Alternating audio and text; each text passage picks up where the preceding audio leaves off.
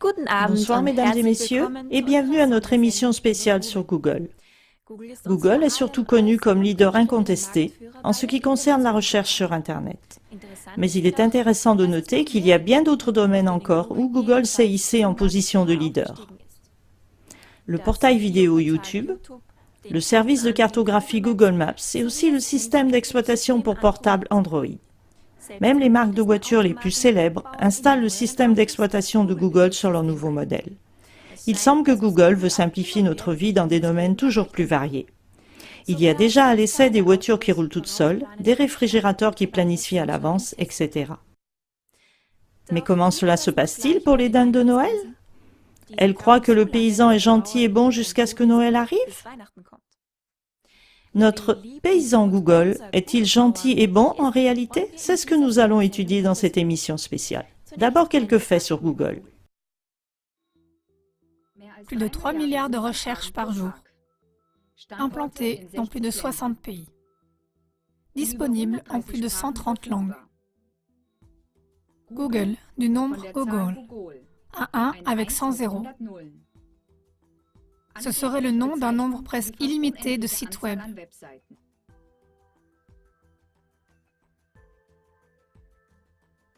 Quelques investissements. Boston Dynamics, robot militaire en décembre 2013. DeepMind, intelligence artificielle en janvier 2014. Nest Labs, thermostat intelligent en mars 2014. Titan Aerospace, drone de communication en avril 2014. Rangespan, spécialiste de Big Data, mégadonnées en avril 2014.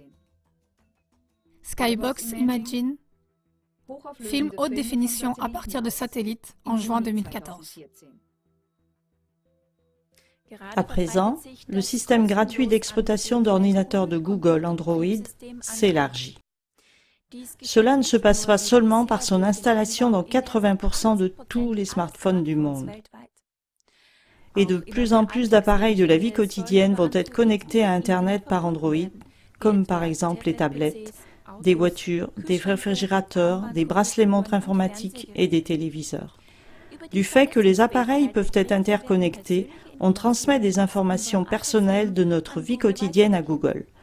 Par exemple, nos lieux de séjour, nos déplacements, nos contacts sociaux, nos comportements, ainsi que nos goûts et nos intérêts personnels.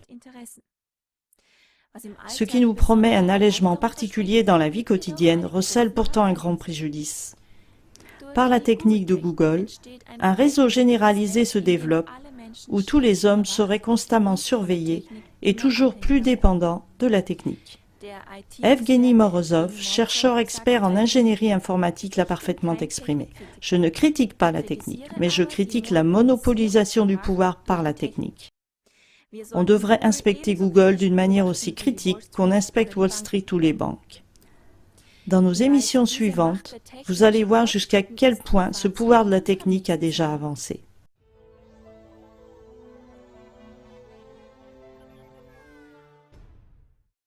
On sait depuis longtemps que Google est connecté jusque dans les milieux gouvernementaux des États-Unis. C'est précisément le chef administratif de Google, Eric Schmidt, qui est le conseiller du président des États-Unis, Obama. Mais en 2014, le journal britannique The Guardian a publié des preuves d'une collaboration étroite entre Google et les services secrets. D'après le journal, l'Agence nationale de la sécurité des États-Unis, NSA, a payé de grosses sommes à l'entreprise privée Google pour recevoir des données. En outre, il semble que des rendez-vous réguliers entre d'une part Google et d'autres fournisseurs d'Internet et d'autre part la NSA ont lieu afin de traiter ensemble des problèmes généralement secrets. Afin aussi d'activer les programmes de BIOS, c'est-à-dire pour rendre utilisables pour leurs propres intérêts les programmes de base d'un ordinateur. Cela ne deviendra-t-il pas dangereux pour nous si un outil de recherche de données comme Google se joint au service secret de la NSA des États-Unis? En tout cas, Google se révèle être un instrument idéal pour la surveillance et le contrôle total de la population du monde entier. Et à présent, je passe l'antenne à mes collègues du studio de cours.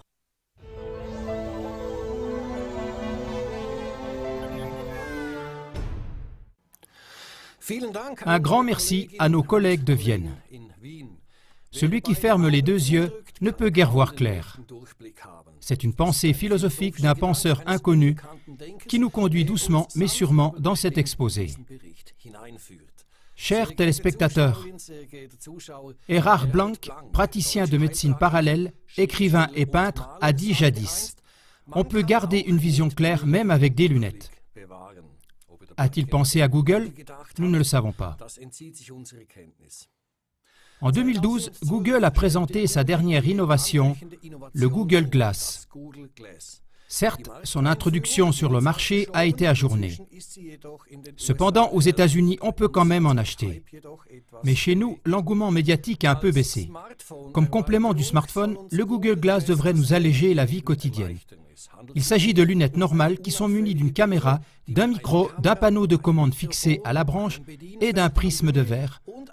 Le prisme de verre recouvre seulement une partie minimale d'un œil et fait fonction d'écran. De plus, un système GPS y est aussi intégré, c'est-à-dire cet appareil dont disposent tous les instruments de navigation. Le porteur de lunettes peut maintenant, dans chaque situation, rechercher des informations utiles concernant des adresses, des personnes, etc. Et on peut photographier et filmer avec ces lunettes sans se faire remarquer. Toutes ces données enregistrées par les lunettes vont être immédiatement sauvegardées avec la position exacte du lieu sur les propres serveurs personnels de Google. Amazon, Apple et Facebook travaillent à réaliser des produits similaires. Un joli jouet d'une certaine façon, n'est-ce pas? Mais la plupart du temps, en ce qui concerne tous ces avantages, on néglige de dire que toutes ces données et informations enregistrées sont transmises aux producteurs. Un chemin tout simple pour faire de l'espionnage par la petite porte.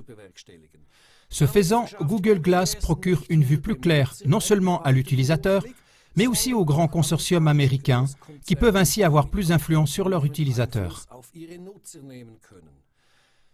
Ce n'est pas seulement par les lunettes que Google aimerait savoir comment et dans quelles conditions nous vivons, mais c'est aussi d'une façon toute différente. En 2014, Google a repris Nest Labs. Cette entreprise produit des thermostats et des alarmes incendie. Par ce moyen, Google parvient à avoir une connaissance extrêmement étendue des ménages privés, dans des dimensions qui n'ont jamais été possibles par le passé. Les thermostats de Nest enregistrent quand l'utilisateur régularise la température vers le haut ou vers le bas. Les thermostats sont équipés de capteurs pour la température, pour l'humidité, pour l'activité et la luminosité ambiante.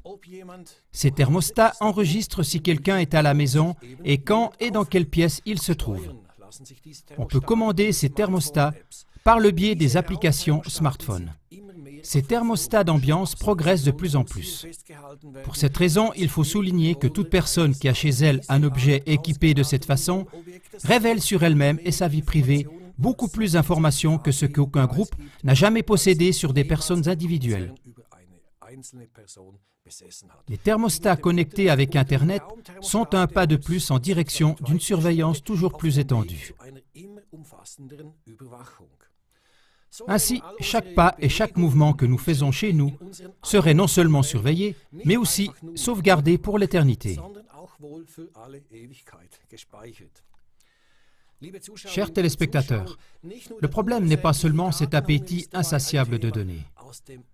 De ce fonds inépuisable de données qui s'accumulent dans les serveurs, il ne résulte pas seulement l'établissement d'un profil exact du citoyen qui est maintenant devenu transparent. Non, le développement continue jusqu'à l'intelligence artificielle. Cela peut-il devenir un nouveau pouvoir?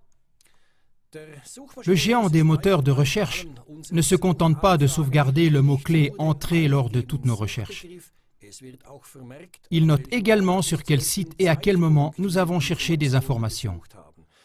La masse énorme de données qui résulte de cette recherche peut être évaluée par des ordinateurs performants et peut permettre de toutes nouvelles déductions à l'ordinateur. En janvier 2014, Google a repris avec DeepMind une entreprise qui veut apprendre à des ordinateurs spéciaux à réfléchir par eux-mêmes avec l'aide de ces grandes masses de données. Rien qu'avec l'évaluation des demandes d'une certaine région, l'intelligence artificielle est en état de prédire, par exemple, une épidémie de grippe plus exactement et plus vite que ce que tous les systèmes humains ne l'ont fait jusqu'ici. L'élite financière, dont Google est en possession, pourrait à tout moment nous abreuver de ses conseils ou même nous soulager de nos décisions. Google, Quo vadis? Où vas-tu? JP Morgan et la Bank of New York n'en sont que deux mots-clés. Dans l'émission suivante, vous entendrez encore d'autres faits et une question qui en résulte. Et une citation de cette émission ne peut que vous faire froid dans le dos. C'était une autre émission sur Google. Nous espérons qu'elle a contribué au sens propre du terme à vous donner un aperçu plus profond de ce sujet. Le franciscain Peter Hammond a fait une remarque. Celui qui regarde dans quelque chose peut comprendre. Celui qui regarde à travers quelque chose peut prendre une décision. Celui qui regarde plus loin sait diriger les choses. Je vous remercie de votre intérêt et je vous souhaite encore une soirée agréable de début d'été. Sur ce, je passe l'antenne à mes collègues et je vous dis au revoir.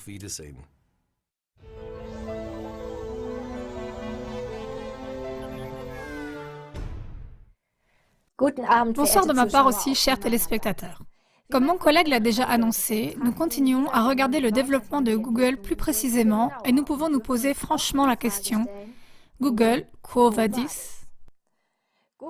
Google est une société anonyme dont la plus grande partie des actions ne sont pas détenues par des managers de Google, mais pour 61% par des investisseurs institutionnels. Par voie de conséquence, ce sont surtout les banques américaines et des instituts financiers similaires qui sont les véritables propriétaires de Google. Par exemple, la JP Morgan Chase & Co., la plus grande des grandes banques américaines, et aussi la Banque de New York font partie des banques qui sont associées à Google. Or, on remarque au sujet de la liste des actionnaires de ces 2 dernières années que ces investisseurs institutionnels ont même augmenté leur participation en tout, malgré la fluctuation vers le bas du cours des actions. Peut-être est-ce dû au fait que le profit serait devenu secondaire pour les banques et ceux qui sont derrière elles, du fait qu'ils poursuivent avant tout des buts plus globalistes. Un autre développement auquel il faut faire attention, c'est que Google a repris avec Boston Dynamics, une entreprise qui développe des robots pour l'armée américaine. Parallèlement à cet achat, Google a repris tous les contrats existants pour la production de ces robots. Dans le cadre des commandes prises, un robot tout-terrain devrait être produit qui serait en état, d'après le contrat, d'accomplir des tâches complexes dans un environnement dangereux et détruit, causé par l'homme. Un robot déjà réalisé, qui est fait pour des interventions militaires dans des villes, peut franchir des obstacles jusqu'à une hauteur de 7 mètres. Depuis, Google a accaparé d'autres entreprises productrices de robots et il est maintenant leader du marché aussi dans ce domaine. Par conséquent, un savoir illimité et des automates militaires absolument obéissants et insensibles se trouvent entre les mains d'un propriétaire unique. Dans ce cas, on désirerait des propriétaires bienveillants. Il semble que ce ne soit pas le cas. Sur ce sujet, Hannes Wellmann a dit ceci. Ce faisant, le groupe domine le marché justement dans le domaine de l'art de faire la guerre dans le futur. D'après les propriétaires de Google, toutes les informations et les données au sujet d'achat et de vente devraient être collectées par des serveurs de Google.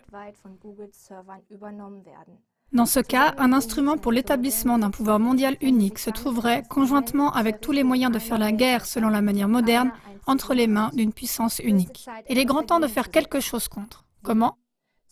Par exemple, en formant un réseau d'informations fort et ferme qui continue à s'élargir, même hors d'Internet.